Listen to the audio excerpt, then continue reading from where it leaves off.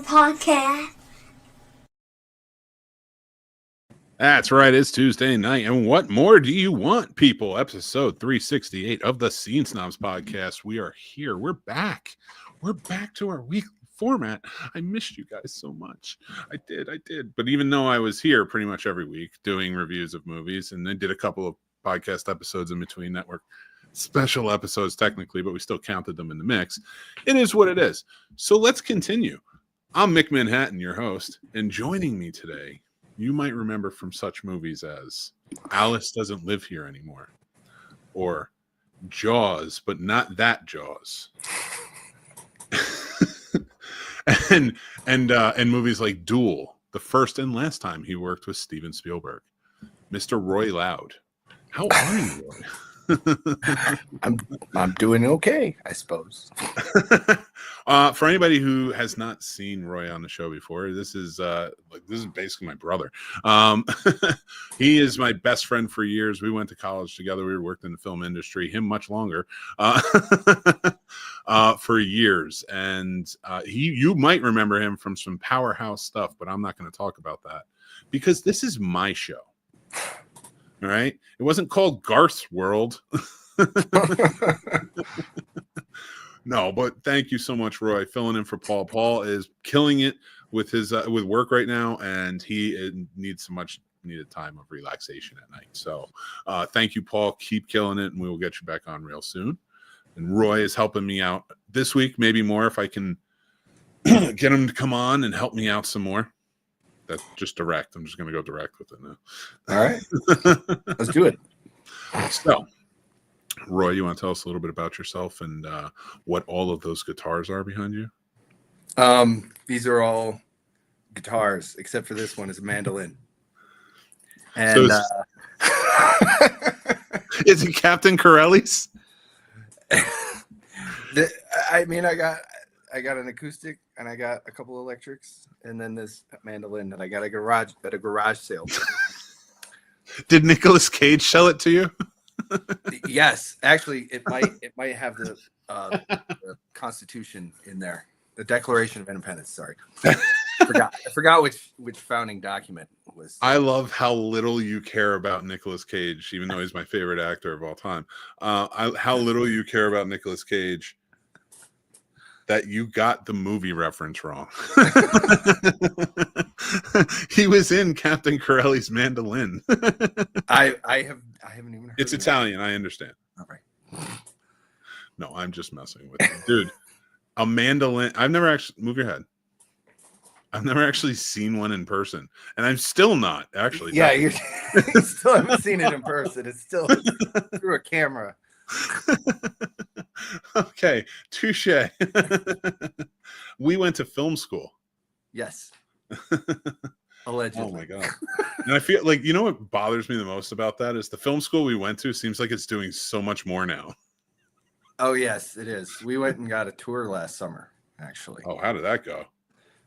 It was kind of cool seeing some of the stuff they have now, but it was like this stuff they didn't have it when we were here. No, I'm afraid to, because I was going to take a tour too, like because kids and I and Mary were going to all go down to Florida, and I was like, all right, let's maybe take a tour of my college. But I'm like, here's the thing, we've been writing the screenplay, even though I've been kind of pulled away for a little while, and that's my bad. But kind of getting back into things. And it's just like dipping your toes and looking at things technically and getting back into filmmaking.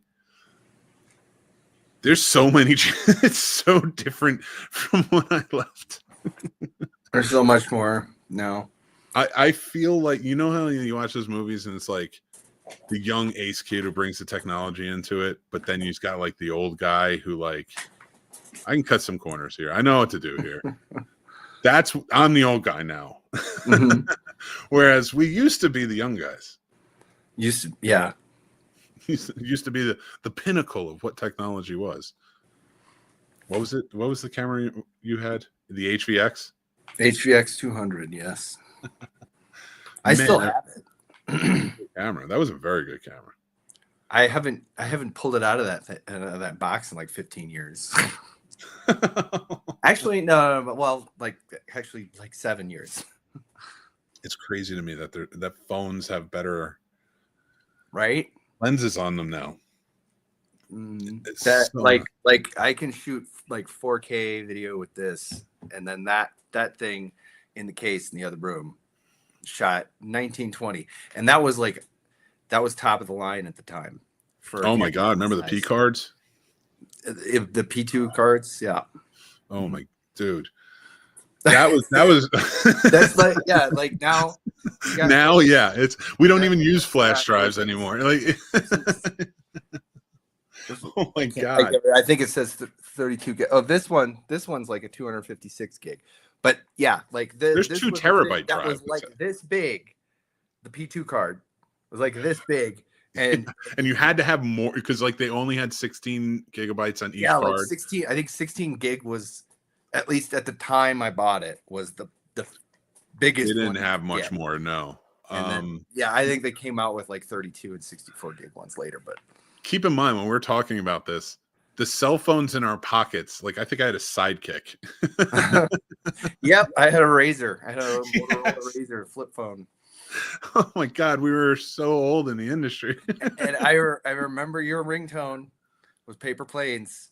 Every time I hear that song on, I think, oh, Kimball's got a phone call.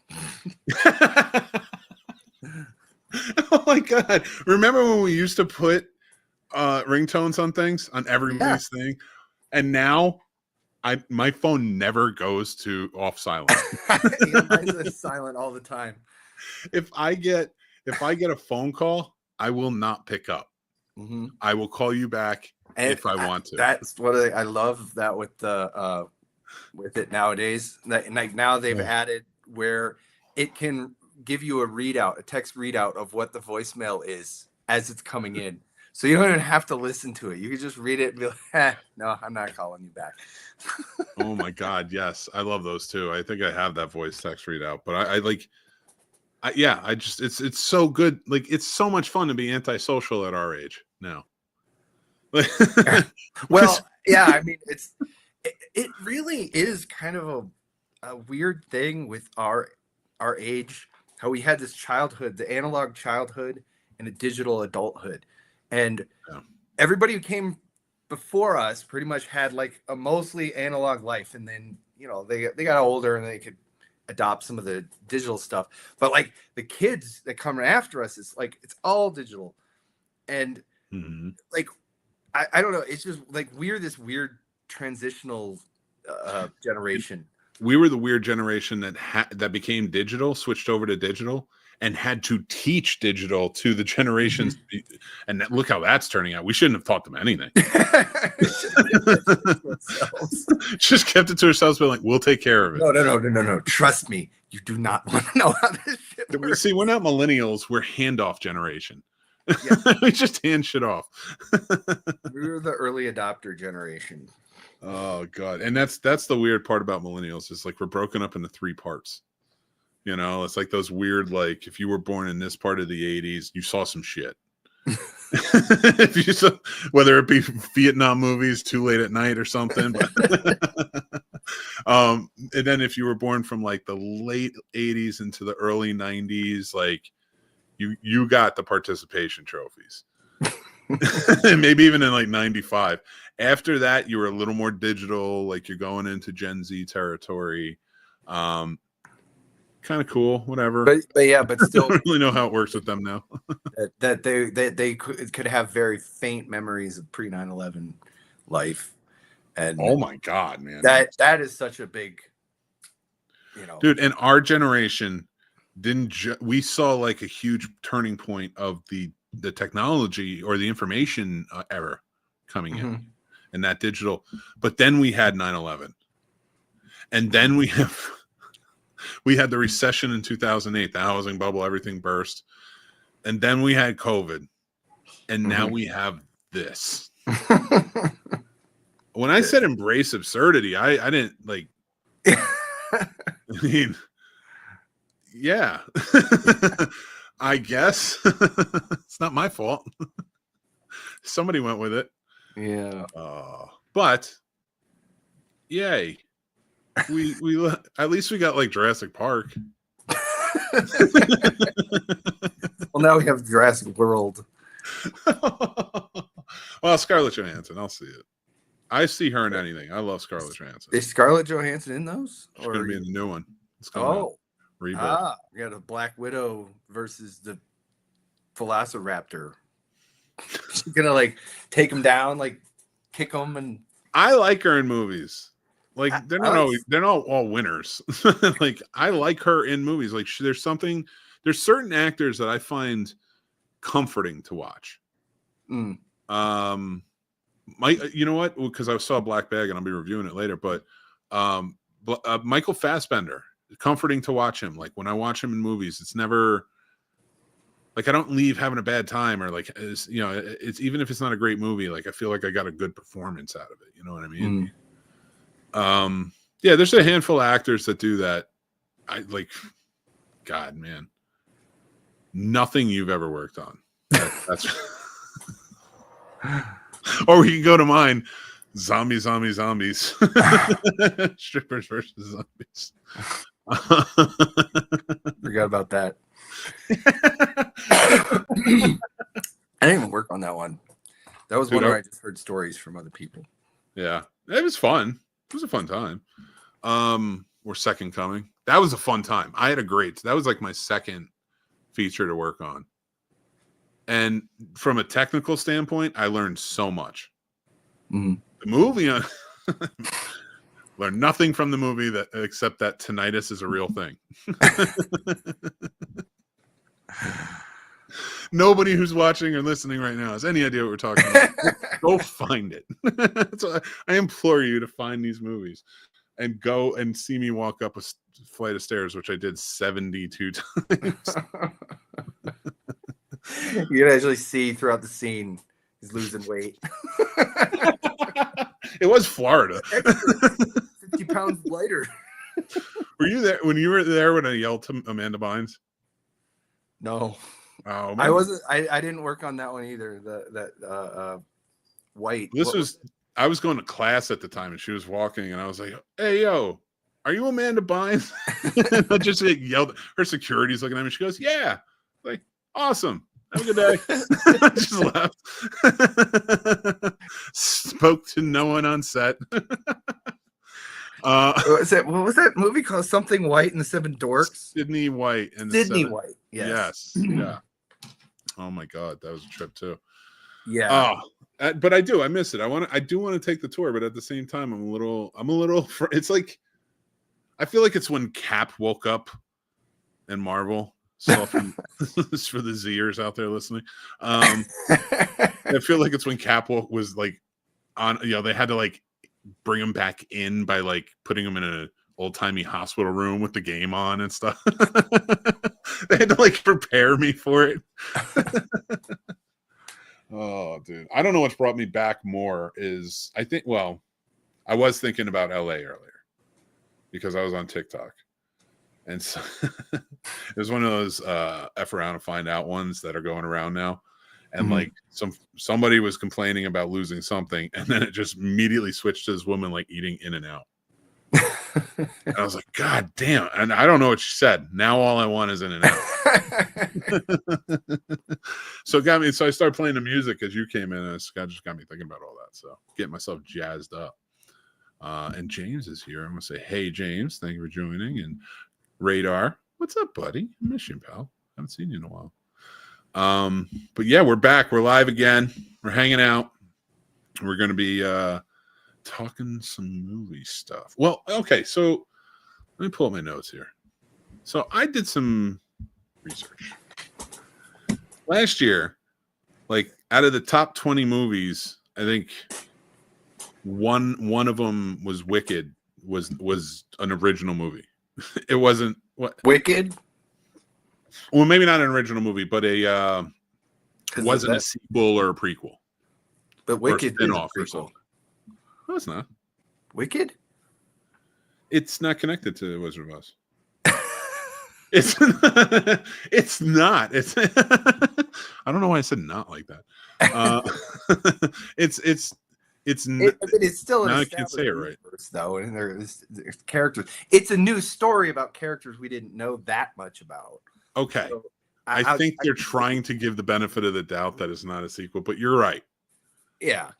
But for the most part, like 90% of them were sequels or prequels or spin-offs of something. Mm-hmm. And people were pissed. Movie fans were pissed. They were like, why do we have no original? Hasn't this been happening for years? Yes, of course. But it's bubbling now because everybody's mad about everything. So so when it came out, people I think started taking notice because like people like me who sit here and flabbergast about, movies all day long, we bitch about it. We're like, well, we want original content. But here's the thing. I know I want original content. That's why I span out into a little thing I like to call indie films. And you're always going to get original content out there. Trust me. You're going to get some stuff that's completely blatant ripoffs too. And that stuff we worked on in our careers at times. But you're going to get some original stuff for sure. And now here's where I have a bone to pick with people. They were bitching about it. They were really going hard on, why is there no original anymore? So I wanted to see what the top grossing movies from this weekend were. And like wanted to see, because there's a lot of original stuff coming out. Novocaine, Black Bag, Mickey 17. And there's a lot of original stuff that has come out. And nobody's going to see it. Mm-hmm. Nobody's going to the theater to see it now. Or granted, we're almost in a recession. And it's a little tough. But they're going to see stuff. Mm-hmm. So I want to get like opinion, kind of get a little discussion going and opinions, our opinions on it. But what do you think? Is there a happy medium? What do we do here? Like, because now this stuff is going to fail, not make its budgets back, and we already have a hard enough time for indie filmmakers to get any type of backing or anything going on there. How can we make the indie world flourish more? Tell me the answer now. All right. I mean, what I thought here, racial differences notwithstanding, was a couple of Californians ready. If anybody knows that quote, say it in the comments. I mean, well, one thing that comes to mind is that I've heard, for rumor, my wife works in the industry, she talks to people, is that there have been a lot of green lights for independent stuff. That it seems that what might be coming down the pipe here in the next year is instead of like 10 or 12 giant movies, they're gonna break that up into making a lot more lower budget movies instead of. I see what you. Okay, so I see what you. So like just kind of break it up into just make more of the really lower budget ones. Mm-hmm. I love that though. Yeah, and kind of like letting kind of taking the leash off and saying we're gonna let people kind of do some, like the last I think 3 projects she's worked on have been independent projects. It has to be, because we're not even sustaining in like this big, Marvel's not sustaining making their movies that quickly anymore, and like we're still waiting on Superman to come out, which is kicking off DC. So like all these big platforms. When was the last time we got a Star Wars project in the movie theater? So I feel like the franchises are starting to flounder a bit, which might be good too. Yeah, well, one of the things they've done too is they kind of, we all know they kind of oversaturated everything, and now like in addition to movies, they're making series.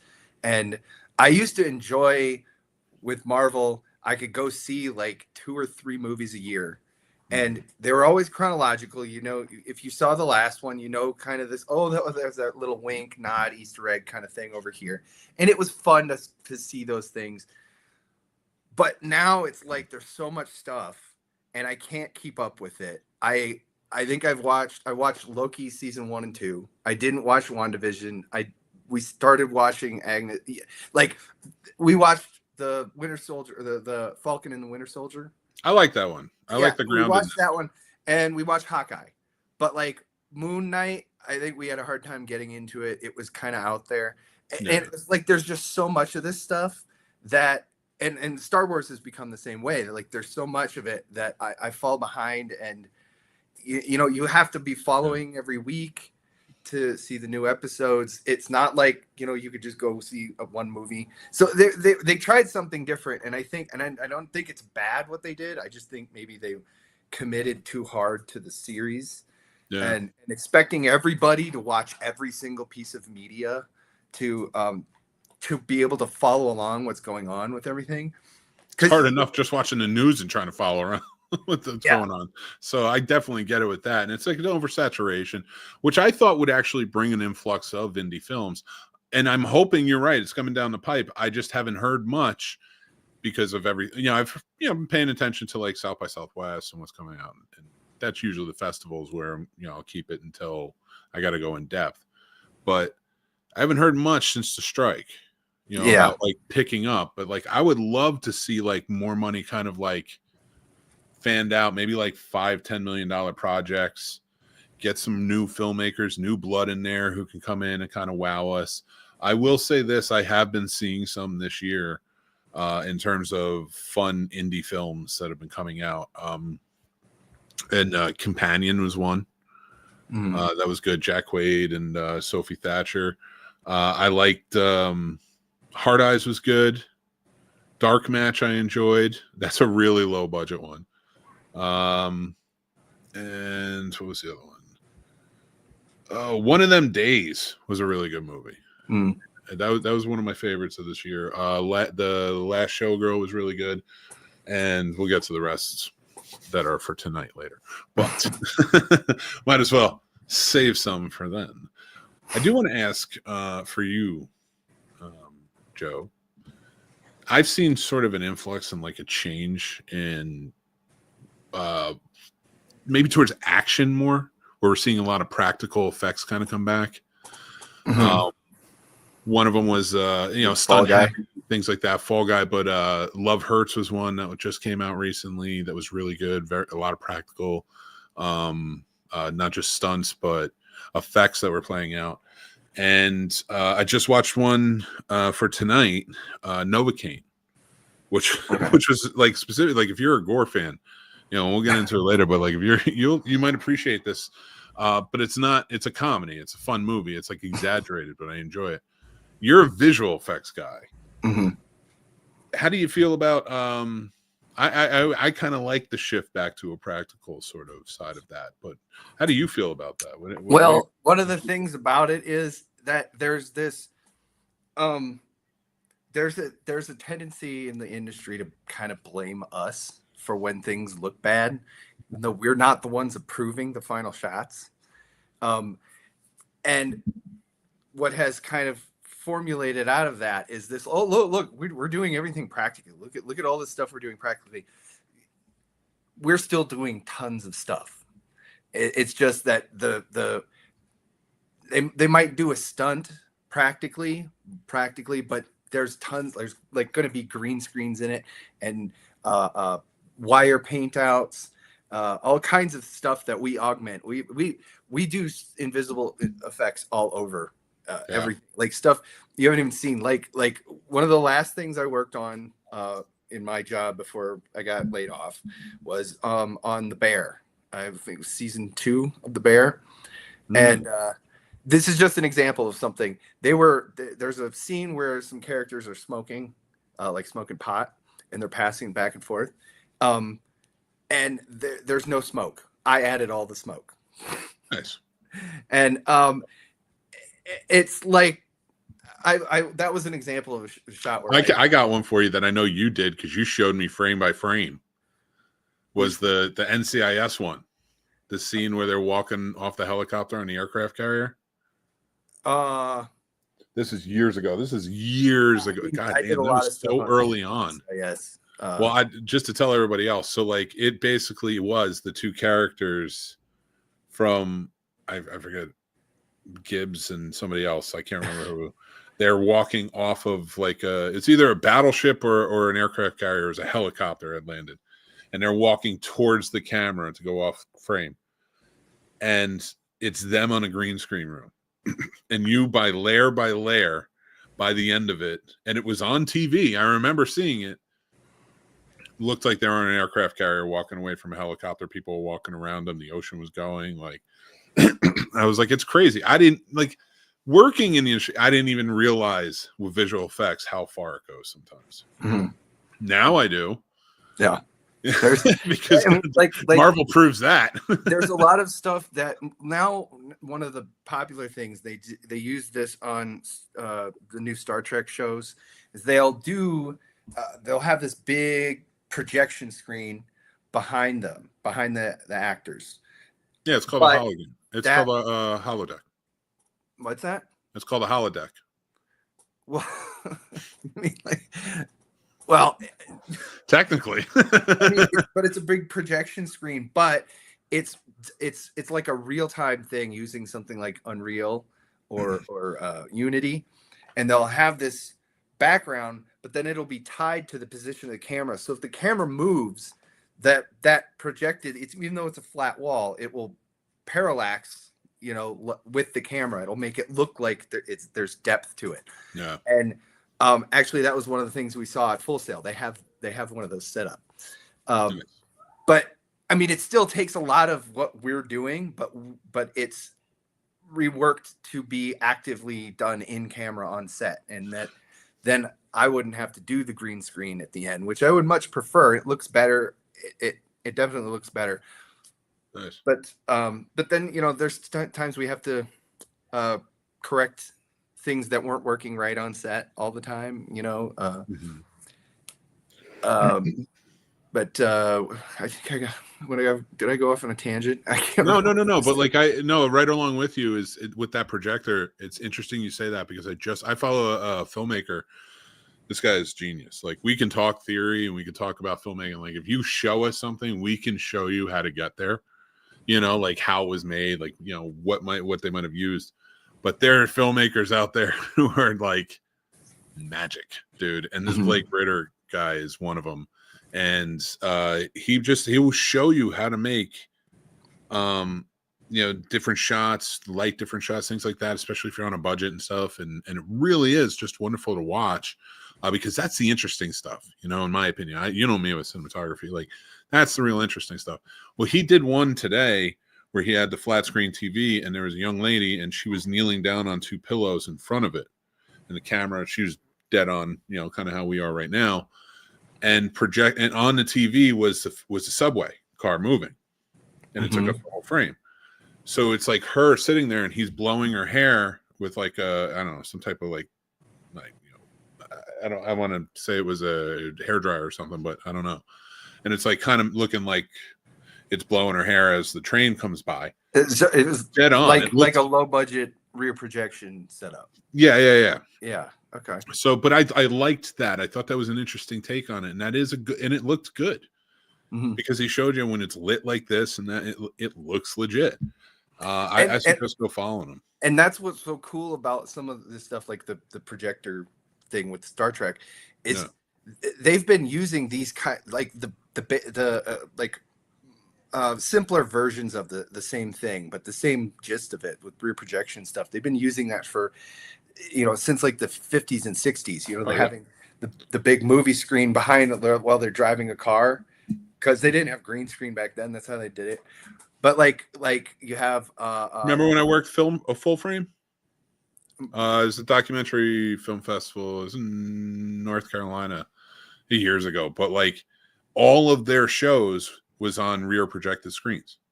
Oh, okay. And that's like, we were projectionists. So like, we were sitting back there working on it. And I just thought it was very interesting. And yeah, I could see it being used. Like, it was the same rear projection you're going to use for something, a setup like this. Yeah, I was going to bring up two classic examples. What I really love one was in Superman, when Superman flies away, and then we move in, and it's like it didn't necessarily have to be rear projection, but they used it to do the double of Christopher Reeves, where Superman flies away, and then we go into the apartment, and Clark Kent comes in. with with the whole glasses and suit. And then one of the other good ones was in Aliens, when the dropship crashes, and they did that all rear projection, like the ship tumbling toward them and everything. That's all rear projection, and they're running from a big movie That's screen pretty behind. cool. Yeah. I like that a lot. I'm going to go back and rewatch both of them because I want to see that, especially with Clark Kent coming in. That's got to be an interesting rear production to kind of pull that off. Mm-hmm. I love that. Oh, dude. What was that movie? Oh, okay. So it's Darby O'Gill and the Little People. I need you to watch this movie. It's from the 60s. It's a Disney movie. But I did go back and I read a lot about how they did it. And a lot of it was practical. Mm-hmm. Everything was mostly in camera. But there's like, like with the leprechauns and like forced perspective, they built like things. It's very cool if you could check it out. But there's something I would love to get your opinion on. And that's the Banshee scene. And sort of how the way it feels like it's rear projected, but in a negative space, if that makes sense. Like they might have changed the color. I would love for you to check it out. Maybe give me your best guesstimate, but I'll send you the name of the movie afterwards. But that was one that always kind of threw me, and I think I showed you once years and years ago, but it is what it is. Oh, I hope a look. I'm gonna just start sending you all my visual effects things. Just like, tell me what happens here. I am enjoying sort of this surge of I don't know, like practical and in an action setting. Mm-hmm. Like it is just a lot of fun to see, like the more violent of it played out. Like it's almost like we're getting the cool kung fu movies and how the sound in those made you feel. Mm-hmm. But now we're seeing it practically. So that's the best way I think I know how to say it. But speaking on which, we spoke a lot about indie films, and I think I asked you to do it. It's okay if you didn't, but I wanted to do our top 5. Okay. Top 5 indie movies. That's right. We're gonna. I think those are a little bit of a signal, but yeah, I'm super excited. Like me, I usually put parameters on this. This is just my top 5 indie movies that have always left a huge impression on me, and I still watch. They're still part of like the rotation whenever I go through. But let's start with number 5. Joe, did you do a top 5? I didn't do a top 5. I don't think you asked me to. Okay. I forgot to ask, and this will go so much faster now. I'll disagree with your top 5. No, fair enough. So number 5 on my list is Clerks. Absolutely blew me away. As a Jersey kid, learning that this guy who had the same background basically as me in comic books, being a geek, watching movies left and right, TV, just like engorging myself in pop culture. He's Kevin Smith. It's just the man. And Clerks came out at a time when I was 13, maybe 14. Mm-hmm. And I saw it. I remember seeing it on VHS, and it blew me away, man. And it was so recognizable because that was my home state. And I knew these people. I grew up with these people. I understood what they were talking about here. But being able to see it as a movie blew me away. It was like, yes, I already knew from Jurassic Park I wanted to make movies, but Clerks showed me the way. That is not a Frampton reference. So there's a Kids in the Hall reference. Yeah. Is that a Kids in the Hall reference on my podcast? You're damn right. We only reference Kids in the Hall, Saturday Night Live from the late 80s to the early 90s. Old millennials. I want to get a song for that and just be like, older millennials. There you go. I just did it. That's the song. Sometimes they call us Xennials, like very early 80s. Like I'm not doing that. So number 4 on my top 5 indie movies is Brick. I love this movie, man. This is a wonderful film noir set in a high school, starring Joseph Gordon-Levitt, but everybody talks like it's an old film noir from the 40s. I love it. Also a great character as the principal by Richard Roundtree, who played Shaft. You should know that. Shut up. I was talking to America, not you.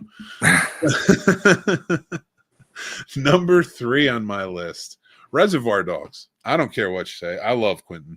I love Tarantino's just whole movie. Like, his filmmaking is just blows me away. Everything he's written, everything he's done. It's just interesting to me as a filmmaker, and genuinely, like, this movie was a sort of like Clerks in that sense. Like, it didn't show me that like I could get out of my life of crime and become a filmmaker or anything, but no, as a kid though, it showed me that, again, whereas with Clerks, I can make an indie movie and it looked and like I can make any indie movie is basically what Clerks showed me. I can just make a movie. Tarantino showed me like you can be a brilliant filmmaker even when you're indie. Mm. And that, you know, of course, Robert Rodriguez is one of those two, but I like this movie was definitely going on this list. I love this movie. So number 2, you'll appreciate this one if you haven't seen it. It's from 2018. 2 brothers did it. It's called Cosmos.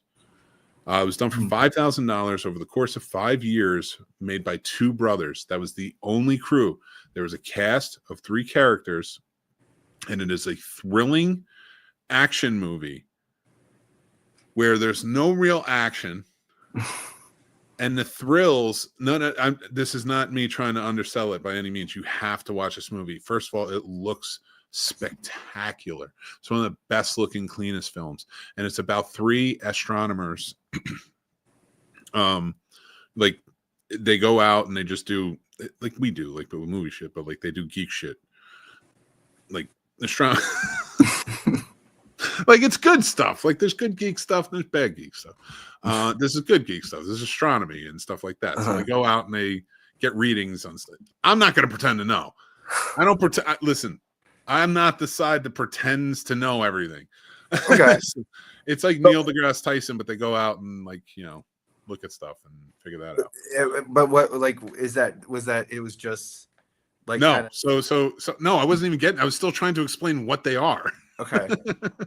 that's what stops me right now. So they're astronomers that go out for kicks on the side. That's where I'm not getting it. That's where it's like, you did this all day and now you're doing it. Okay. So, like, they have like a little club where they go out on side and they like record things out in space. Well, they record what do you call it? Like the life, you know, the possibility of life, what could be. Okay. You know, a sound that's never been heard before, and they record a bit of it, but their battery's running out and they can't save it. So they have to race to get to saving it. I'm underselling this amazing movie, and all I want I kind of like the premise. I think you're gonna love it. I think it will become one of your most favorites because it really, like, it's on my list. Like, I love that movie. Okay. And like, seriously, like, everybody go check this out. I'm sorry I oversold it, undersold it, however it is, but like, it really is worth it. It's so good. And it just to see these 3 friends, and like, again, they're not fighting, it's not like aliens are invading, it's nothing like that. They're just trying to save the greatest find in human history. And it's just the fact that they have to get out there and like they lose the keys at one point and they have to race to get to it's so good, and it's a feature and it doesn't feel like it. Anyway, I'm going to number 1. Number 1, I've talked about a million times. It will always be number 1 in my heart. Night of the Living Dead. I love that movie. It's not my favorite movie of all time, but it's up there. Romero's a genius. And it's connected again to my filmmaking. It was Romero who talked me into going to film school at Full Sail. So it's come around full circle. Come around full circle with 2 movies. Well, actually, I'm connected to the other 2 movies too, but I'm not going to do that right now. I'm not going to take the focus away from Joe. Anyway, let's review our first movie. That's right. We're going to review The Electric State. And by we, I mean me, because Joe didn't watch it. And I don't blame him. Because out of 5, I give this one a 1. What is The Electric State? It is a movie that takes place in an alternate reality, 1997, where the world's humans and robots went to war with each other. But it wasn't like a Skynet type war. It was legit, like just like Chuck E. Cheese robots fighting humans and winning. Like Mr. Peanut leads the robot rebellion. And then humans create like this hive mind thing, Stanley Tucci anyway. And then he creates like remote control, so work from home robots. He creates work from home robots. So all the robots go out and live life, and everybody else is everybody else is becoming what? What's that other movie? Ready Player One. God, this movie steals from everything. I was gonna ask. It sounds like Ready Player One plus Five Nights at Freddy's or something. It's made by the Russos, who directed Infinity War and Endgame. But they honestly, in my opinion, they haven't been smashing them out of the park since then. You know, they made The Gray Man. Like producers, they produced some good stuff. They worked on Community. Too. They did. Well, no, I'm talking about after Endgame. Like you would expect, like nothing but hits. You know, kind of like when Chris Nolan came off Batman, it was like he was hitting dinger after dinger out of the park, and he still is. I mean, just the Odyssey. My ass is already in the chair. I'm ready. You know what? My ass is not ready in the chair to watch ever again.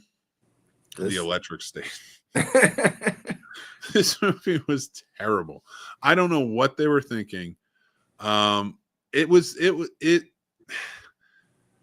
was so heavy-handed, propaganda-wise. Like it just, you know what they're trying to say here. Like the robots sort of get cordoned off and sent to the desert to live in like a no man land. Like that was part of the treaty. You're not allowed to have robots anywhere, except you still have the work from home robots that everybody controls with their hands. And then like Millie Bobby Brown's character lost her brother, but he's not dead. Now he's a robot, and she has to go with the robot to save the brother. But first she has to go see a doctor. This is legit it, and I'm trying to tell you as much as I can so you don't have to suffer through it. It's just not a good movie. That's it. I'm just so deflated by this. I just did not have any fun with it. Now, did it look terrible? No.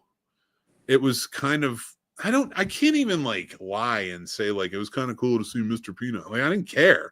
There was no point of me that cared like about all like the recognizable, and they had a lot of them. Like, I don't know. I'm just kind of over it. Let's go to the next review. Thanks for watching this. So whether you watch, listen, or it's a clip, appreciate you. Stick around. We're going to talk about, I don't normally do this, but we're going to review tonight a comedy special. And the reason I don't normally do this is because I'm never going to review comedy. Okay? Like I'll review comedy movies, but comedians are a whole different beast, and I'm not going to mess with that. I give this one a 3.5 though. I did want to kind of review it and say like Bill Burr is like sort of like I don't think he's doing it on purpose. I don't think he's like pontificating or jumping on anything, but like it's like he's taking on the mantle of what George Carlin did. And let me tell you, that's important. Now that you look back to George Carlin and everything he said over his career, and it's like, wow, we really didn't listen to this like at all. He was saying it from the beginning, and he was a force. People knew George Carlin, and now Bill Burr is sort of taking that on, and I'm loving it. And it's not like, oh, he's blue now. It's like he will give it to everybody because that's where it needs to go. But yeah, I did really appreciated this one, and one thing I really liked about it is as a guy who's been working on his trauma for a while now, and still continuing to try and do it. He really spoke out to that, and he really spoke out to like why, and it spoke to me. Like I recognized everything he was saying. I'm like, holy crap! I feel like we might be brothers, not him and Billy Corgan. You know, like geez, like we have a very similar upbringing, and you know the way he was talking about it, and how he's been working on himself. I thought that was a really important part of it. He does it in such a funny way, that funny Bill Burr way. So you are going to enjoy it all the way through. But I gave this a 3.5. I thought he killed it. He's really bringing to light a lot of things. But most of all, he's really bringing to light mental health with men. And like what we need to work on as men with our trauma and stuff like that to get to a better place and be better people. So I got to give him credit for that. So that, yeah, 3.5 out of 5 for me. I really enjoyed this. Joe, did you see this one? I have not. You should check it out. I tend to just watch the same stuff over again because I know I like it. Okay, so what is the same stuff? Like, what would you? I literally hold on to that. Let me get out of this one real quick. Let's review the movies real quick, and then I want to hear what you get into. Sure. I want Joe Schmo to tell me what's on average TV. So what? Like what? Yeah.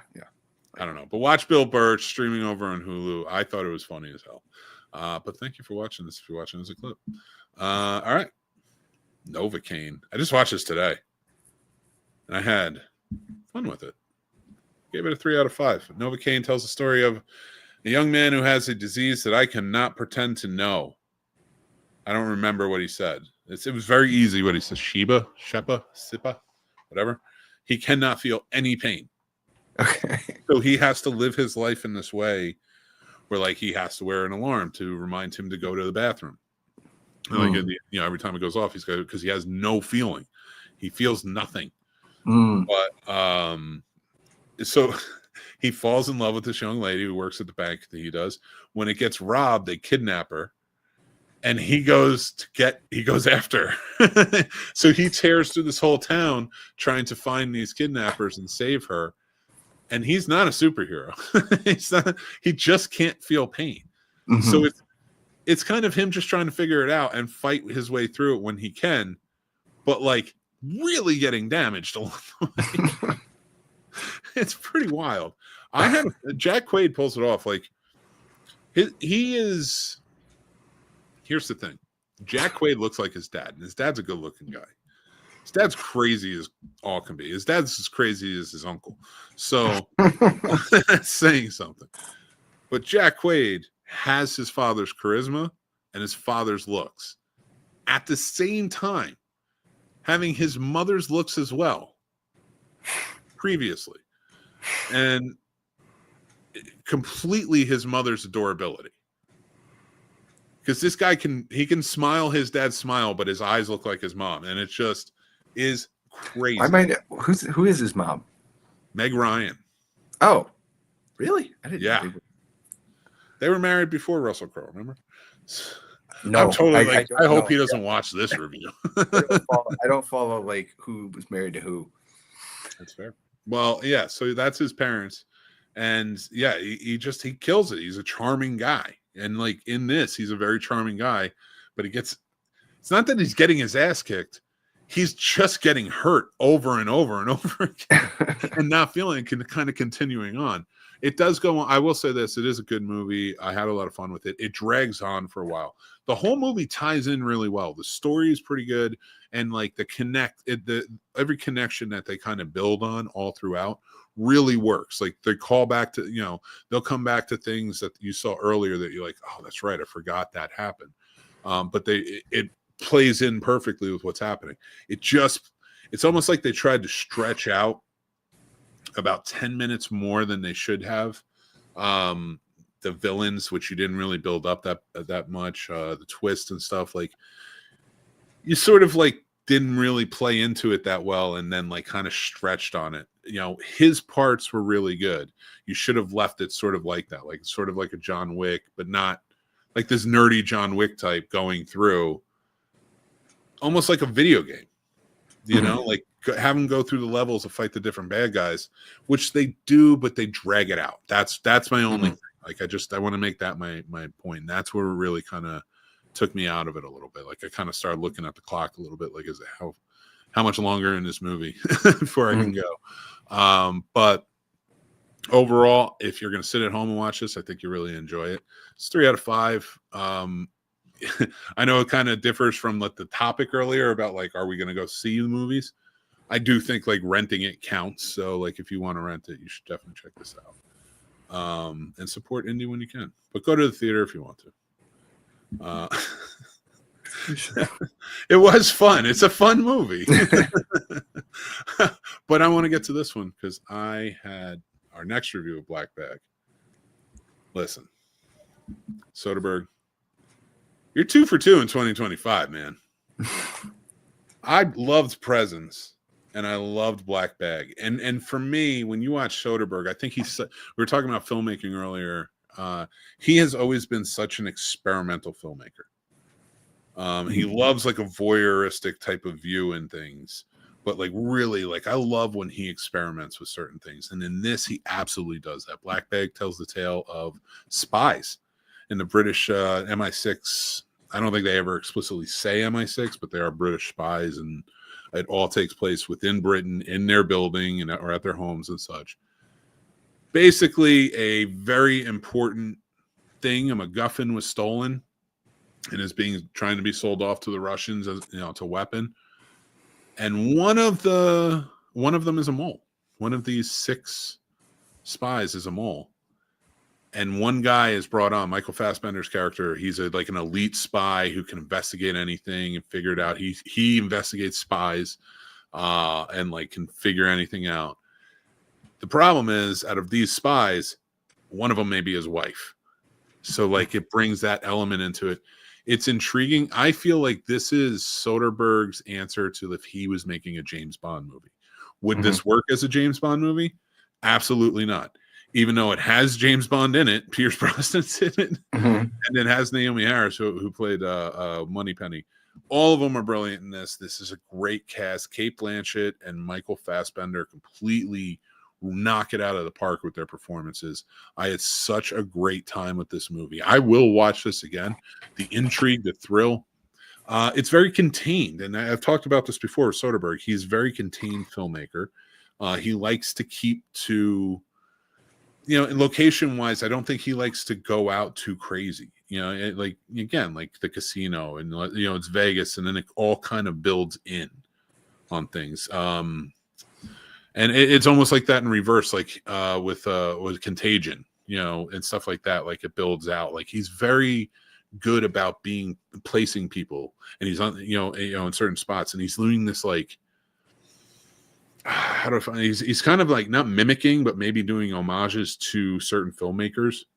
And I will definitely say Black Bag is an homage to the old spy movies, especially from like the 70s. But like James Bond it has a heavy influence in this. But then you go back to movies like he just came out, Presence, which is his version of a horror movie. It's a ghost story, all contained to this house through the point of view of the ghost. He's a great filmmaker in that sense. And like this was a movie that I think will be on my top 10 at the end of the year. It really stuck with me. And I went with my wife, and she walked out and had a bit of a different opinion, and I'll share that too, because she said, I think I would have enjoyed this more at home. I didn't enjoy it in the theater as much, just because like she was trying to catch on to like a lot of what they're saying, because it is very, very dialogue heavy. But 4 out of 5, man. I thought everything about this was just really good. And if you kind of let yourself get into it and realize this is an old-fashioned sort of spy drama. Don't get mixed in and expect like giant explosions and all this stuff. That's not what this is. This is an old-fashioned, like, think All the President's Men, stuff like that. Okay. Like, I like that tone. And, Black Bag was a good one. So, and it was a really good examination of relationships. And how trust plays into it and stuff like that. So very cool character study in that as well. But you watching this as a clip or any other time, we're getting to the next one. And that is Mickey 17. I'm very excited to talk about this one. I love Mickey 17. Another one that was 4 out of 5 for me. This might be my favorite that I've seen in the past week. Mickey 17 tells the tale of Robert Pattinson. This is a Bong Joon-ho film. He directed Parasite, The Host, others. If you haven't seen his work, you absolutely should. Another filmmaker that really just chews up the space he's filming in. and he really utilizes everything that he's used, like everything that's in the frame. He's utilizing everything, and I attribute that to Soderbergh, who we were talking about before. But this was such a good one. This was like, this tells the tale. Like, so Robert Pattinson plays a guy named Mickey. Him and his buddy get into some trouble, so they decide to sign up for this great excursion to another planet on this colony sort of ship, and it's led by like Mark Ruffalo. He's like it's almost like a crazy, exaggerated televangelist figure, and like kind of fits the mold of a lot of different things. Like, you can tell just by his look and the way he's acting. There's a lot of dictators in there, and a lot of evangelists, which are all the same thing. So a lot of that stuff it's all the same, or cult leaders, things like that. Like, it works. Toni Collette plays her like completely self-centered, but like super Tammy Faye type wife in this. It's fantastic. But then everybody else like gets like assigned certain levels. Like, some are security, some are this, some are that. And Mickey is an expendable. And what that means, he's the only expendable. What that means is he is used for science experiments, or to check things, or to do this, that, and the other thing, because he can die. And what they'll do is they will reprint a body that's exact copy, and then download his memories. Now, as you can tell by the title, Mickey 17, they get pretty far down the line, and they do it in such a really clever and interesting way. And I'm not going to spoil or take anything away from you guys. I think you should go check this out and see it in theaters, because again, the scope and everything that's in frame. This is a sci-fi movie, so the backdrop is always alive, and there's a huge sci-fi element into it. And I want you to keep in mind, when you watch it and you see certain creatures and things like that, and like the VFX, and I got the man right here, the VFX may seem not as pristine, like you can tell they're VFX, but it is it like looks very similar to like how you would see in other Korean films and such. And now I may be speaking out of turn, but that's what I was drawing from it, like a certain type of look to the visual effects. And I actually I appreciated that a little bit more about it. And if you get a chance to check this out, Joe, I'd love to hear your opinion on it and the creatures that you show. But I was definitely interested in this one. I just haven't gotten to see it. I think you will, and I can't wait to hear what you think. But I thoroughly enjoyed this one. Mickey 17 again implies that they get to the 17th one. He doesn't die, and then 18th is printed, and that is illegal in their society. They can't be duplicates. So it becomes like sort of a comedy of errors after that, but done in such a wonderful way, because you start to see that maybe as they get printed out, the personalities change, because there's two very different types of personalities between 17 and 18. And Pattinson knocked it out of the park with this one. He is, say what you will about Twilight or whatever, every movie I've seen him in besides those has been fantastic. And more so with his performance, honestly. But I had such a good time with this movie. This is another great win for the director, another great win for Pattinson, in my opinion. Like, this is one I think everybody should go see and go check out in theaters. I absolutely loved it, for sure. But yeah, that's my review of Mickey 17. And now it's time for Mick's movie pick.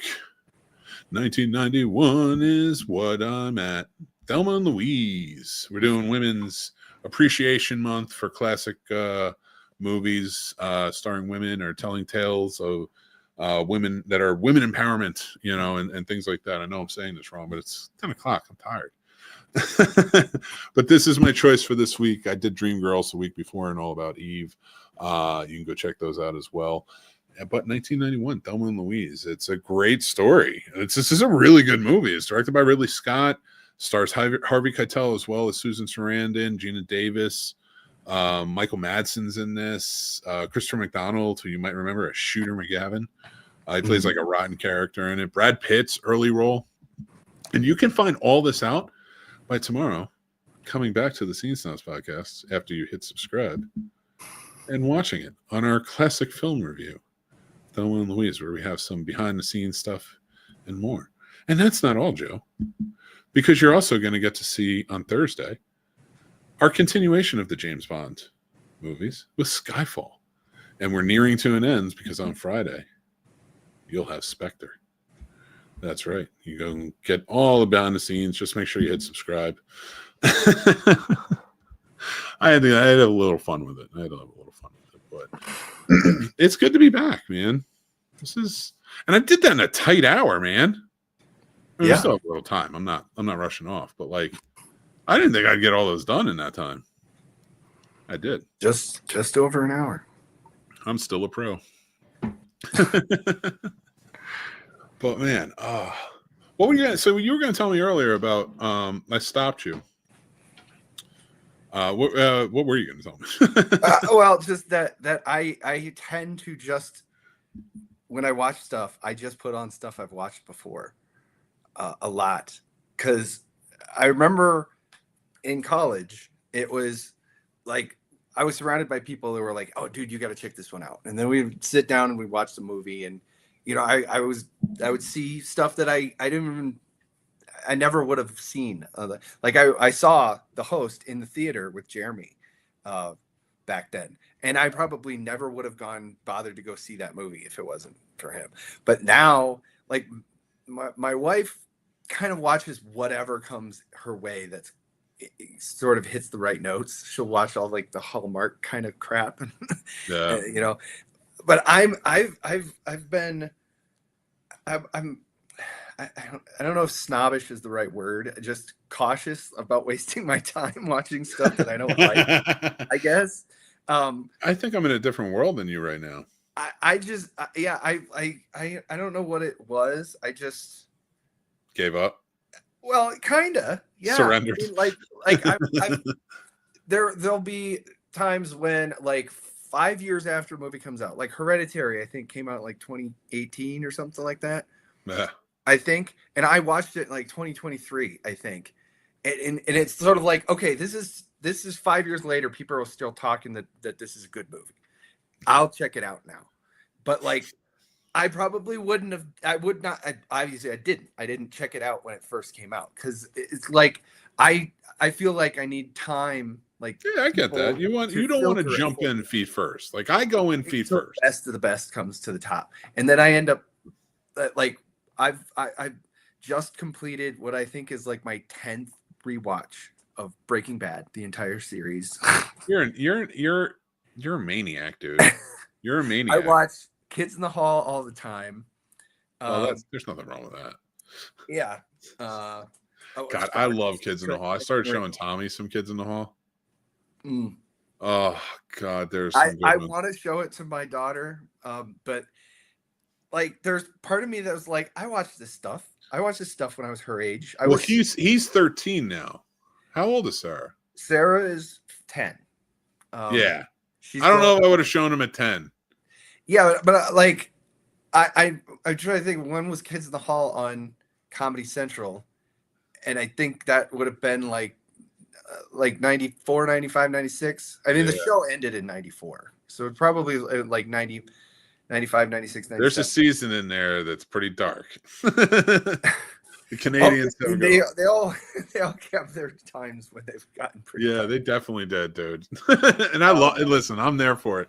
But like, yeah, that's what I mean. Like, I want to show it to her, and I'm like, I've when I was watching it was edited for television. This is something I was talking to my parents about.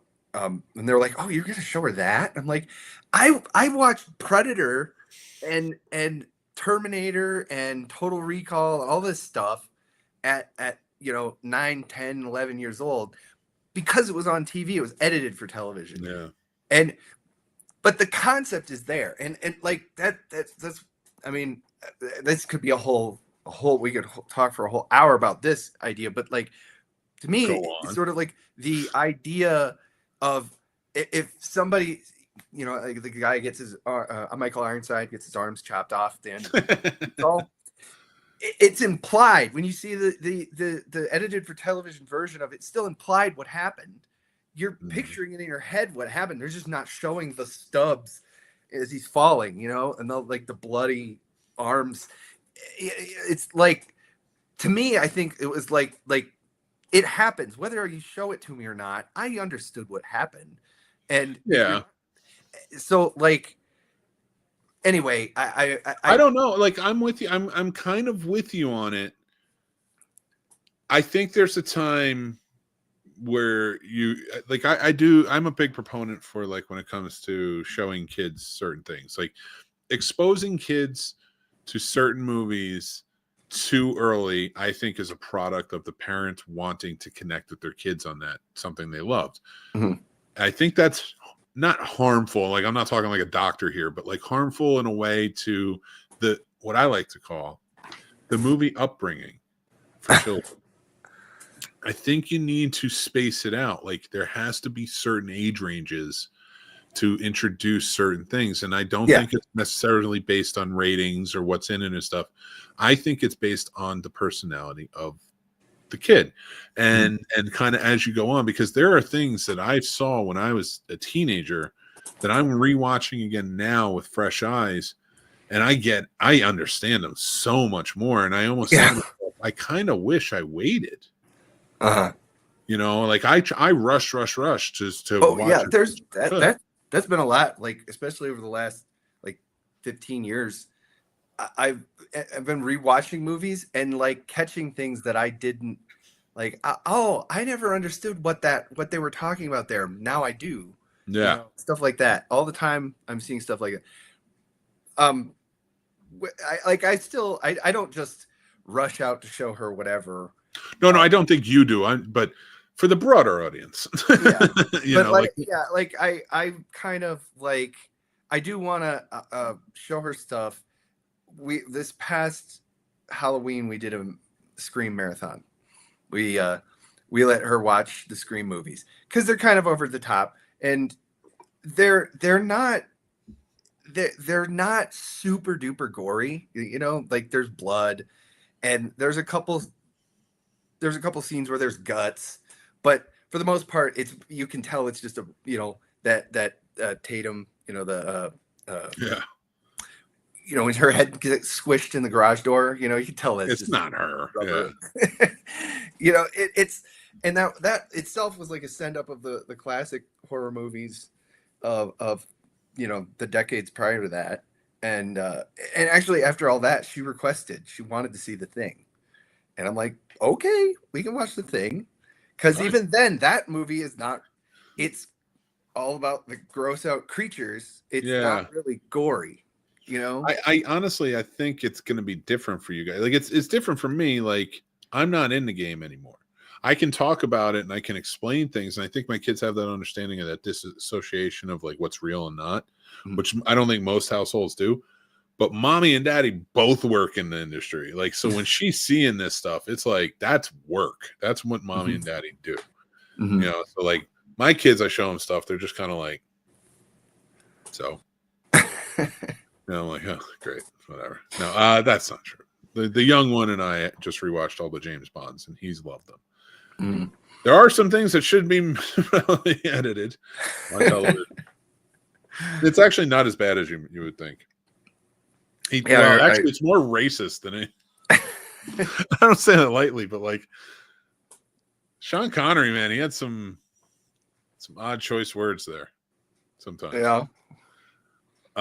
Or he's like in Asian face.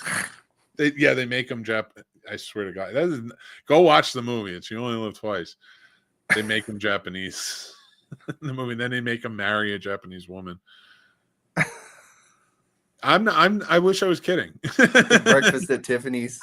But the first line of the movie, that's what he does, right? Like, they make him Japanese. That was the whole thing. He's going undercover. They're going to surgically make him Japanese. I wish I was kidding. I think they surgically. I'm laughing at the absurdity of it. It's like in Star Trek, with having the Klingon ridges in the hair. Yeah, yes. But they make him Japanese. But the point of that, and I keep saying it, is because the first line in that movie is, I love Chinese women. They just taste different. It's so bug, but like, that's what I'm talking. That was the level of what you were getting. What is it? What's the difference? Is it like I don't know. or something? I have no idea. I'm not pretending to know. But it sure as hell was something that exists. And he said it. That's the first line in the movie. Now, mind you, he is in Shanghai. That, I guess that's what they said. Making out with a Chinese woman, and he says that as the first line. By the end of the movie, they've made him Japanese. He has married a Japanese woman because that's what you have to do if you become Japanese. That's what it says. That was the rule they said in the movie. Not me. And then he does something. I'm not going to give it all up. Check it out. But it is a pretty odd scenario. You know what's even weirder, though? I guess changing him back to British fucked it all up, because the next movie, it's not even Connery. Is that... That's Lazenby's right after. Because it's Dr. No, From Russia with Love. Mm-hmm. I can tell you, I just watched every single one of them. Goldfinger and Thunderball. Yep. You Only Live Twice comes after that. Are you sure? I thought the Lazenby one was 69 was the Lazenby one. 67 was You Only Live Twice. Then, and so Lazenby was On Her Majesty's Secret Service 69. In 71, Connery came back for Diamonds Are Forever. Yeah, but isn't Diamonds Are Forever like a remake of Thunderball? No, Never Say Never Again, which was done separate from the franchise, was a remake of Thunderball. Yeah. They bought the rights. So Warner Brothers bought the rights to the book. Yeah. Thunderball. But they couldn't call it Thunderball because they bought those rights with the movie. So they called it Never Say Never Again because he said after Diamonds Are Forever, he would never play James Bond again. But it is him playing James Bond, and everyone's in it. And it's like, it's weird. They like rewrote it into him. He's just an old man now trying to like get back into it. Kim Basinger's in it. It's a wild ride. So it's not as good as the original Thunderball. I will say. And after that, I don't care. I remember GoldenEye was what got me into Bond. GoldenEye was good. GoldenEye was the first time GoldenEye is a good movie. And the thing about it was, I remember when it came out, and I, as a kid, I thought it was a remake because there was Goldfinger and there was Man with the Golden Gun. That was a good one, too. I thought they were just, they're remaking it now with a new actor. I didn't realize it was just, they were just making it. No, it was Ian Fleming was trying to tell us that people who strive for gold are bad. And we should be forewarned. Correct. Should have listened. Jesus Christ, if we just listened to James Bond. And then in the next one, Tomorrow Never Dies. Well, here's the thing. So I just watched all of them, like I said, because we're doing it on Popcorn and Pints, and I did my own classic reviews. So I've seen them all, but a lot of them were first-time watches for me, and GoldenEye was one. Oh, really? I had never seen. I'd seen Tomorrow Never Dies, and I had seen Die Another Day, and I hadn't seen the two. I hadn't seen GoldenEye or the one in between, World Is Not Enough. So I have to say, if you watch the Timothy Dalton James Bonds and then watch GoldenEye right after, they match up really well. Yeah. It makes sense. He kind of looks like the Timothy Dalton version. And then when you get past that, it seems like they go more towards Connery.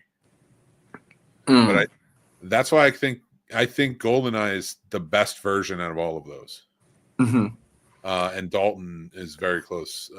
I need to go back and do another marathon myself. Like all of the Roger Moore ones and the Timothy Dalton ones are like, they're all those types of movies where I've seen bits and pieces of them on TV throughout the years, but I don't think I've ever actually sat down and watched any of those. I know I've watched the Sean Connery ones. I've watched the Pierce Brosnan ones. I've not watched the most recent couple of Daniel. They're worth it. I would, but here's the thing: like, I don't think people are going to appreciate the most recent ones with Daniel Craig because there's so many callbacks to the original James Bond movies. Those were they're fun actiony movies that you can watch, like the Bourne movies, stuff like that, for just fans of people who don't really care about the James Bond factor. But if you're a James Bond fan and now having rewatched everything, I have so much more of an appreciation of what they were building there. I will tell you, Roger Moore is my favorite Bond. Mm-hmm. And I think everybody should check. Like, I think people kind of sell him short and don't watch all of his. Didn't he movies. do like 14 of them or something? Or He did 7 of them. 7? Live and Let Die, The Man with the Golden Gun, The Spy Who Loved Me, Moonraker, For Your Eyes Only, Octopussy, and A View to a Kill. Uh-huh. Which, by the way, has a great villain in Christopher Walken, but is bullshit with its title, because A View to a Kill is stupid. That's a dumb thing. That shouldn't be the title. But the title of the book is From a View to a Kill. That makes so much more sense. Why wouldn't you just leave why would you screw with it like that? Or name it something different. Blimp at the Golden Gate Bridge. There you go. People will go see it. It makes no sense, but it's there. Let's go the Friends route. Say the one with Christopher Walken. Live and Let Die is like my favorite. Yeah. I love that movie, man. Is it just because Paul McCartney did the theme? No, the movie's just great. Okay. It's just like a really good movie. Yaphet Kotto's the villain in it, and there's like this whole black syndicate. Like, all black communities are working together in this syndicate, and I don't 100% know what they were doing, because they're not like they weren't out to kill white people, which you would think like that might be what they're. I mean, I don't blame them. Like, I get it. It was the 70s. This is going off the rails. Is that the one with the witch doctor? Yes, but that plays. There's a reason for it. Like, it's so smart. It's so well done, and I love the movie. But I think it's the only time Americans are the villains in James Bond, and that's not okay. It should be. It should be more often. Yeah, I mean, I think we need to pick up on it a little bit more. Yeah, so I just enjoyed the ride. I know I went off on a tangent there, and I'm sorry, but it's true. Like, it was. And honestly, they were way more prepared as a syndicate than any other Spectre sucks. Spectre is always screwing up. Spectre always messes up. Like, James Bond really had to press his luck. Like, that's his superpower, is his luck. Mm. So he really had to press his luck in that one, because he was not prepared for that fight. Like, they were just so well organized as a syndicate, like the whole group, like the way they were doing it, because like it would travel down. He had to go from New York to, I think it was San Monique. Is it San Monique was the island that they had to go to, and then back to Louisiana. Lots of jet globetrotting around there, and some very cool stuff. Yeah. Anyway, I love Live and Let Die. That's my favorite one. And it's Roger Moore's first one, so Okay. So check that one out. So it was all downhill from there. Listen, no, because they're all good. Like, well, Moonraker's tough. You know what's weird though? Moonraker is based like. Isn't Moonraker like what's really happening now in the real world? Yeah, you're not wrong. I will say this. That if you were to take Project 2025 and line it up to the plots of all the James Bond films, there's not much difference. Oh God. And I'm almost certain that maybe if you were going to find the missing piece to 2025, like past the James Bond movies, it's probably the Cobra Commander Manifesto. Like it's like they want to make all of the volcanoes erupt all at the same time. Like they just came out in a new, like, you laugh. Like if sharks and volcanoes get introduced, you know something's up, because there's sharks in a lot of those movies. But volcanoes, they just said one is like may erupt soon in Alaska, right? Mm-hmm. Okay. I bet they're trying to clean it out so they can build a lair. Just saying, man. It's possible. Now I'm thinking of the the Deep Space Nine episode when all of the when Bashir is in the holosuite doing the James Bond kind of parody thing with what's his name. Well, and then there's like a transporter accident where all of the patterns of the character of the other crew get put into the holosuite. So like they're playing like Captain Sisko is the main villain, like the Dr. No kind of character. And I think that's what his plan was, is he wanted to like send a nuke or something into a volcano and cause all of the world's volcanoes to erupt and melt the ice caps and cause it to flood, and that he was on the top of Everest and it was going to be like the only place that wasn't going to be underwater. It's so just a comically over the top, like why? Even the James Bond parodies are so funny. Just be the only one here. I said that. I think I tweeted or something. No, I didn't tweet. I'm off that. Blue skied. I blue skidded. I think I tweeted that where I was just like, this isn't genius masterminds. This is Mean Girls trying to be Bond villains. And it is. It is. Like, the more I think about it, and I started to discover a pattern in the news. When something's going to happen overnight, some proclamation is going to be said, some tweet is going to be made, some True Social is going to be posted. And when it's something positive in Trump's favor, like he won his own fucking golf tournament that has his name on it, what two vibes match? That and that one where it's like from Mr. Mom, where it's like, he's the boss. If you want your wife to have a job, you better let him win. Like, like it's just that type of vibe. I won the tournament. I'm the best. Like, okay, I'm picturing Napoleon in Bill and Ted when he like when they're bowling and he's like cheating. Yep. We're dictators. So you get to it, and like I'm watching this, and I'm like, so when something like that is tweeted, or something that shines a positive, or like, hey, I'm gonna completely, pardons are completely devoided now, like stuff like that, where it's like I'm making a proclamation. Like when it's something good, the next day they're gonna say something to devastate and really put shock and awe in. When it's something bad, like I'm taking pardons away and blah, blah, blah, whatever, the next day they get smashed down in court or by other means and are completely like lose on all fronts. So I'm noticing this pattern here. I actually read 2025. So I hope most of you would too, but yeah. I do appreciate all the gish galloping I received when I was like, and when I sent it to people, I was like, we need to read this. You need to be aware. And I sent it to a lot of people. And most of those people that were gish galloping me, yelling at me, like, you read it, claim to read the Bible all the time. Yeah. The Bible is like 1,100 pages, give or take. This was like 960 something, give or take. Like, so they read the occasional verse of something that affirms their previously. It doesn't even affirm. They don't even say them right. They don't even like quote it right. They just write it down on something else and be like, no, that's the exact quote. It's like, do you like?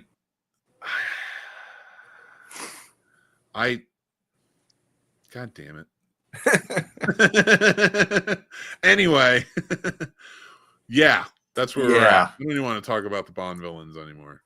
Talk about my girl AOC leading it, kicking butt. Bernie Sanders out there. That's what I like. Take care of the people. Yeah, now, all people. Just take care of the people. I love it. But we're gonna get out of here. We've been here long enough. Yeah, back again. Roy may be back next week. I might have to try and talk him into it. There's going to have to be some coupling. We'll have to figure it out. It's going to be weird. But while we get ready, I want you to enjoy this pratfall of Dan falling. But remember, before we go, you need to be kind to yourselves. You need to take care of yourselves, take care of your mental health. It's important. go find better help, things like that. There's people out there who want to help you with anything you're going through. This is a lot and a shock to a lot of systems, and a lot of people are hitting hard times, and I see it and I talk to people, and it's craziness. So please take care of yourselves. Okay. We will get through this. It will happen. We are a very strong nation going through a tough time right now. And we're not giving the Statue of Liberty back. 100% no way. First of all, it's been like 9 weeks. Calm down, France. All right? I don't mean to, I realize it's supposed to be a sign-off, but like, calm down, France. I'm sorry you're pissy because Agent Orange won't shut up. But like, seriously, you're mad at just America? Like, I grew up every day for years looking at that thing. It was in my city, like Jersey City. Like, that's where it was. 1 Communipaw Avenue, the Statue of Liberty. And you want to take it back because this dude was mean he's been mean to all of us. There was 4 years where he was mean. And now he's back. And you want to take it back? I mean, they didn't ask for it back the first time around. Yeah. You let us keep it then. You were like, you'll get through this shit. Figured it'd be like one and done, which I thought it'd be one and done too. But here we are. Listen, we're here. Regardless, you can deal with 4 years. Remember a little thing called WW2? I'm not gonna get indignant there. There's way too many Yahtzees running around to get really indignant about that part. But which I don't get. I don't understand most things, dude. I don't understand. We have people Yahtzeeing running around here like a base that follows our president. Like, and I'm not talking about like he is our president. It's an accepted thing. He is. But they follow him like he's their god. And they're Yahtzeeing all over the place. Not that. That was just my hand. Not that. But they're doing that all over the place. And like Israel's just cool with them. Dude, we're in complete like don't even get clown world. Roy can tell you about the Russian stuff. That's got my blood boiling. I'm a Cold War kid. But what? I mean that's like I've tried to talk to like family about that, and it's like remember those guys who were the bad guys in everything in the 80s? Yeah. Like now and then it was like we're supposed to be friends with them, right? Well, actually they were like crossing their fingers behind their back and saying like, well, we'll pretend to be friends with them, but we'll secretly be undermining everything they do, and eventually it has like come to fruition and. So this was supposed to be a sign-off. So France, in no small words, I just want to say you can't have it back right now. I'm not going to say never.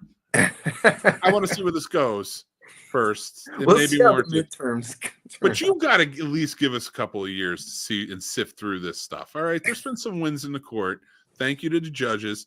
Thank you. Judge Roberts today. Please keep it up. Amy Berry and Coney Barrett the other day.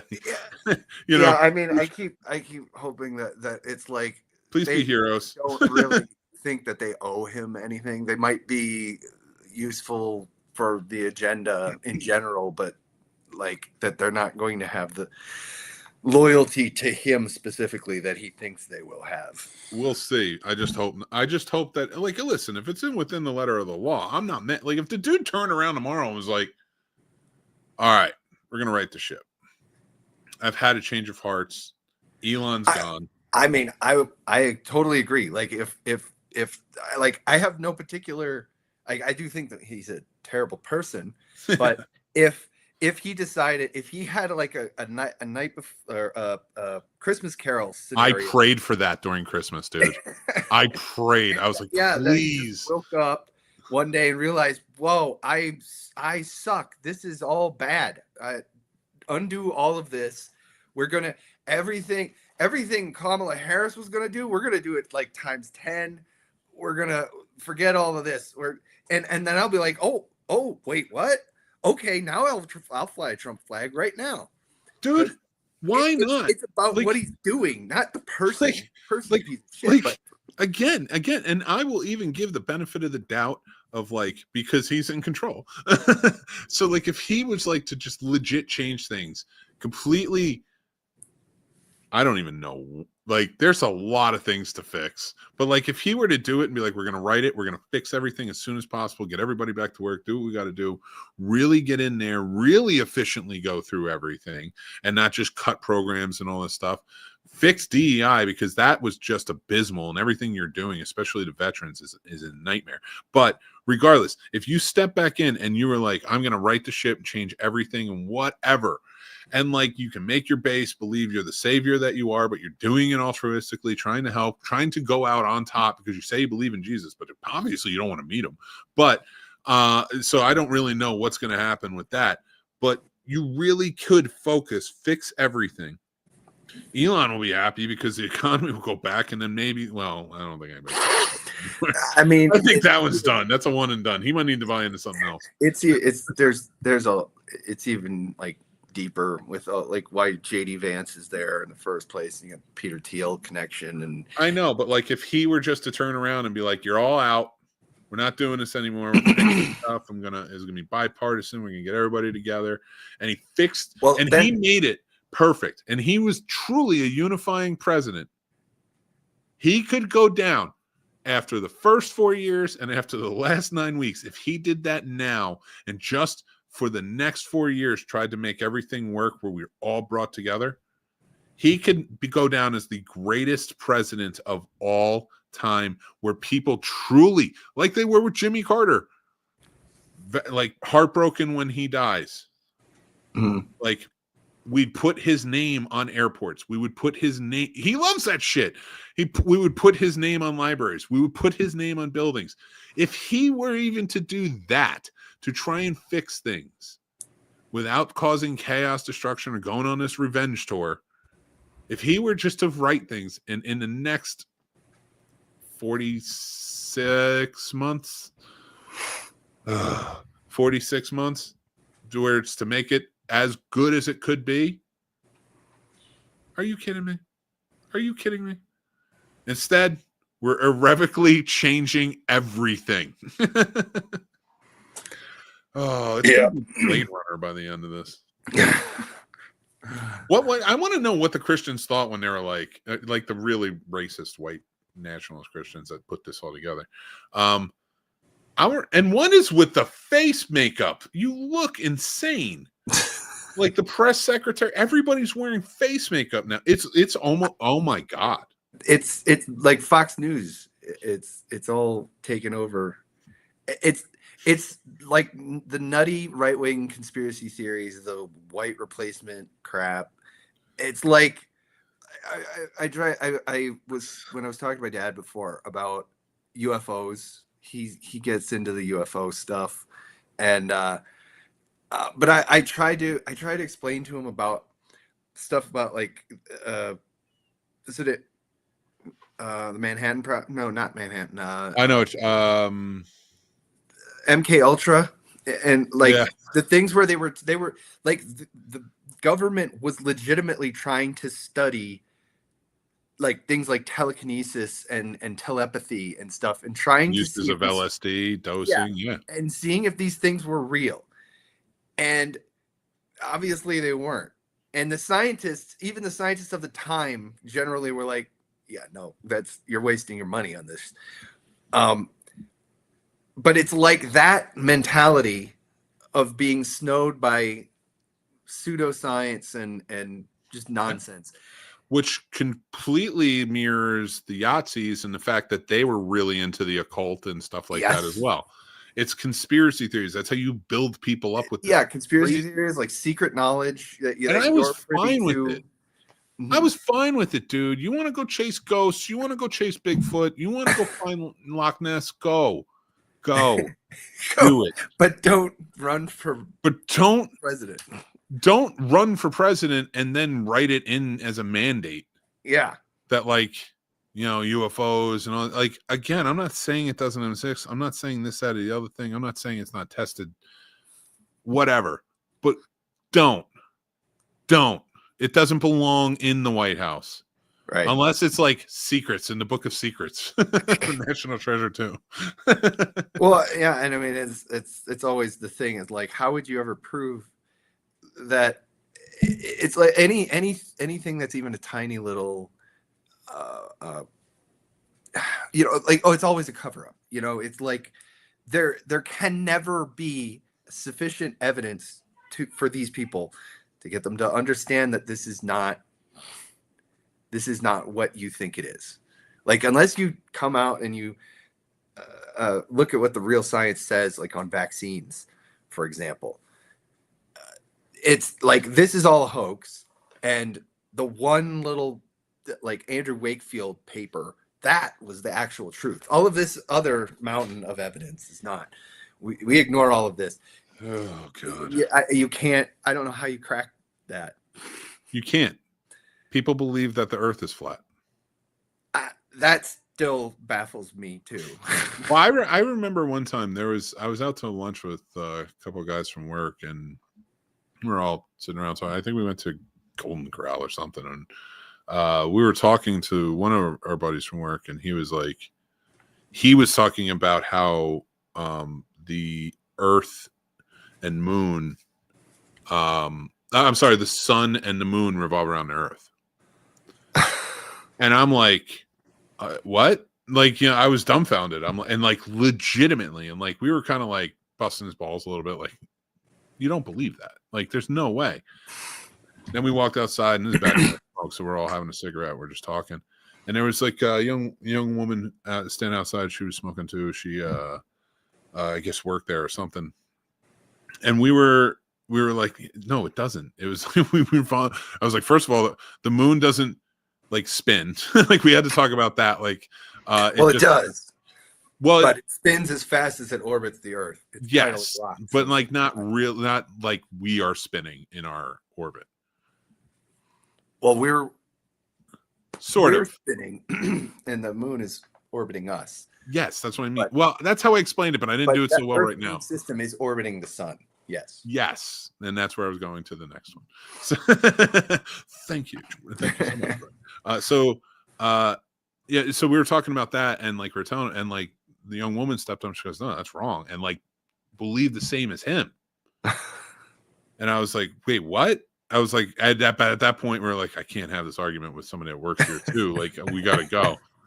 So we left, and we go back to the office. I will tell you, a higher percentage believed the same as him at the office. And that's where it comes from. It's like, I don't know if it's just misinformation. I don't know. I can't imagine everyone. Our friend from college who came out as being a flat Earth believer. I don't know if you want to say his name. I don't want to say anybody's name. I don't want to put anybody out or call anybody. But yeah, like him having that massive argument with like everybody from college. I think I ignored that one. I think I was just like, this isn't still come up. I remember it being memories every year. It's like, oh, look at this memories from 2 years ago. I'm like, oh God, I forgot about that. I don't argue with flat earthers often, like ever. Like, I don't engage. Like, that's one where I'm just like, I can't get through. No one's getting through to you. This is your life. This is who you are now. And if you find the edge, take the step and see what happens. But at the end of the day, I'm just kind of like that. Like, there are certain conspiracy theories that are so asinine. Because I remember the beginning. I remember when what's-his-name wrote that paper, and then Jenny McCarthy jumped on it about how vaccines create autism and such. And there was no scientific evidence in the paper. There was nothing. There was just a dude who wrote a paper who was a doctor. He took like blood samples without parental consent from kids at a birthday party. And then I mean, it was, we'd have to go back to it all, but yeah, it was published and then retracted. And because I forget who I wrote for at the time. but I wrote an article about that. Mm-hmm. And I posted it. Well, it was posted, and I caught some flack from some people, and I'm like, it's not true. I was like, I showed you where I got my research, what I'm talking about, like and it's still like physical or things that, or if you can witness with your own eyes, actual research done. There are still people who just refuse to even believe that. Like you like. There are people who refuse to believe exactly what's real in front of them. And I honestly think there's a dissociation more so now that reality TV has become big. Mm. There's no reality to anything. Yeah. So I think it just like, well, yeah, there's a lot of this mentality of like reality is whatever you want it to be, you know, that I would watch. I watch MSNBC because I want that reality, and then they watch Fox News because they want that reality, and it's like, well, first of all, I don't watch any of that. No. I try to follow independent journalists and like vloggers, people on YouTube and stuff who I trust to because they have expertise and backgrounds to understand the subjects that they're talking about. And I can't keep up with it anymore. Like I used to like fact check all the time and everything. And it does get to be overwhelming. I genuinely like for people who do try to fact check things, it can become very overwhelming, and it can become very easy shortcut to just kind of like point yourself towards the answer you're looking for. Yeah, you do, and I see a lot of direct in that. Like you have to go and search out. In fact, you have to question whether what you're reading, like if you're trying to verify something, question it if it's real. Mm-hmm. Figure out what source you want to go to, and again, stay off the mainstream for sure. Just stay off the mainstream altogether. Yeah, stay off the mainstream, the main corporate media mainstream, but don't go all the way to the other end in the nutty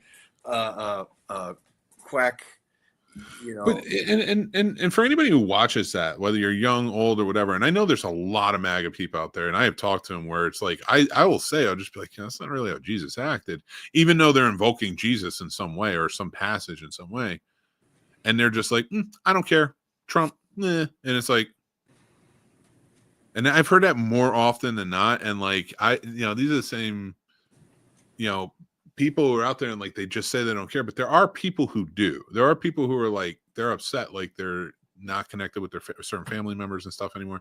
And speaking to you guys, if you're watching Fox News now, again, I'm not saying don't watch Fox News, blah blah blah, and then over here.